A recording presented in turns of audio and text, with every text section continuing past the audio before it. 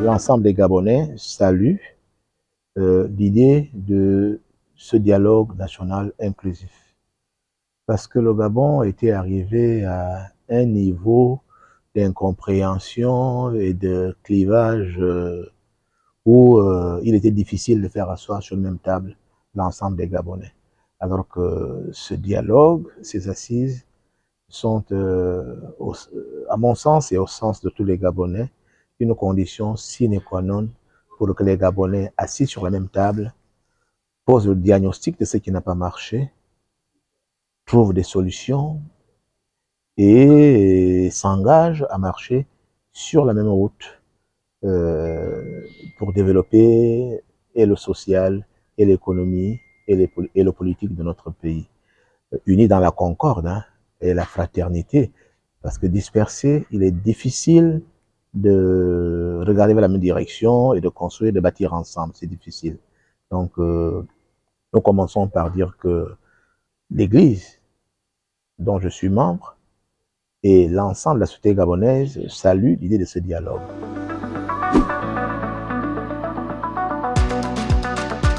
Alors, l'ouverture, qui était très solennelle et riche en couleurs et en symbolique, dit déjà, avec la participation massive de toutes les couches de la population, la diversité ethnique et culturelle, la diversité sociale et politique, parce qu'on a vu sur l'esplanade, d'un côté les commissaires, de l'autre côté le bureau, et dans un pan bien mis en exergue, l'ancienne classe politique du Gabon, hein, des dinosaures comme Jean Ping, comme Zakari Mimboto, comme René Ndemozor. Ça montre que du plus jeune au plus vieux, les Gabonais avaient envie de se parler.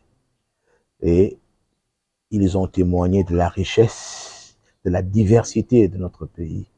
Et cette diversité est bien présente ici, sur le sud d'Angondje. La première grande réussite de ce dialogue, c'est que toute la diversité est là présente. Et c'est ce qui fait l'inclusivité de ce dialogue.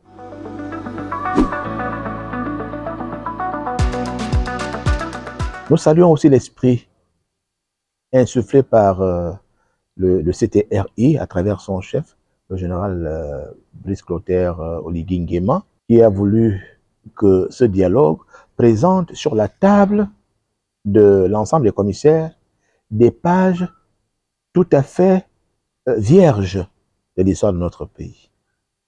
Et cette virginité est symbolisée par ce que les Gabonais n'ont pas vu dans la symbolique de la carte de notre pays, portée par une colombe, une carte transparente. Alors, on a vu la carte du Gabon, portée par une colombe, mais on n'a pas vu aussi que la carte était dessinée sur une plaque de verre. Alors, toute la symbolique. Le Gabon porté par une colombe de couleur blanche, comme pour dire, nous remettons le Gabon entre les mains de Dieu, reprenant un tout petit peu le dialogue, plutôt le testament mythique du feu président Omar Bongo Ondimba. La colombe représente le Saint-Esprit qui porte l'Église et qui porte le Gabon désormais. Elle s'envole, la colombe, portant le Gabon. Mais un Gabon dessiné sur une maquette de verre. La transparence. Le président a voulu que, durant ces assises, tout se passe de façon transparente. Pour que les Gabonais, qui sont à Mbigou, qui sont à Mivoul, réalisent ce qui est en train de se passer ici.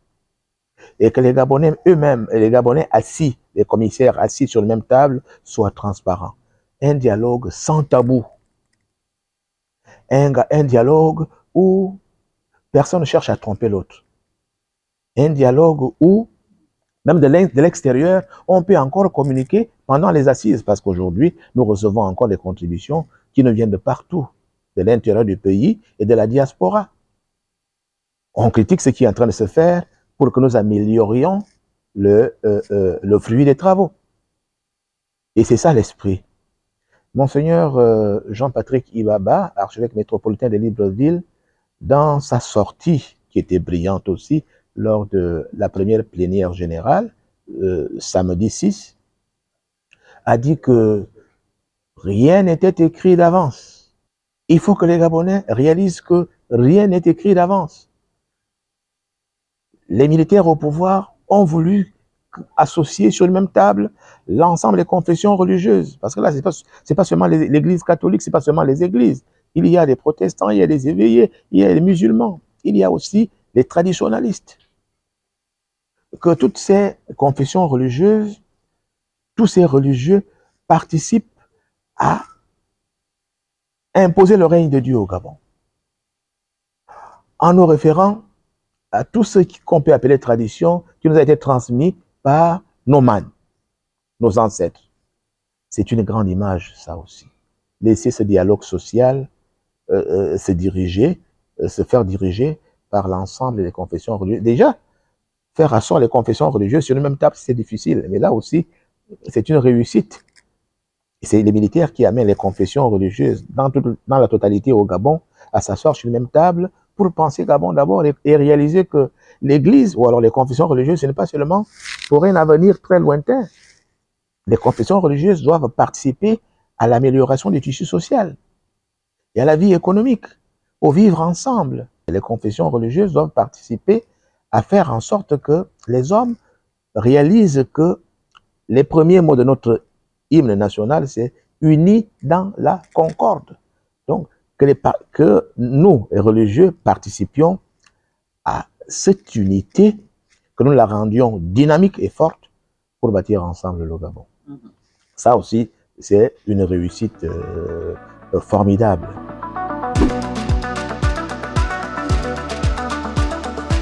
La plus grande réussite de ce dialogue, en 10 jours de parcours, c'est le fait d'aller visiter tout à l'heure, après notre entretien, aller dans les salles, aller dans les ateliers.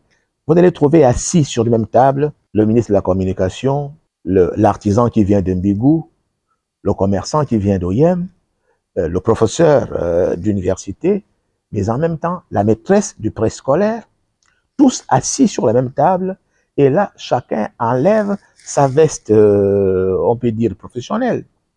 On est tous Gabonais, et chacun apporte son expertise pour que le Gabon se construise de façon nouvelle. Et ça, c'est formidable.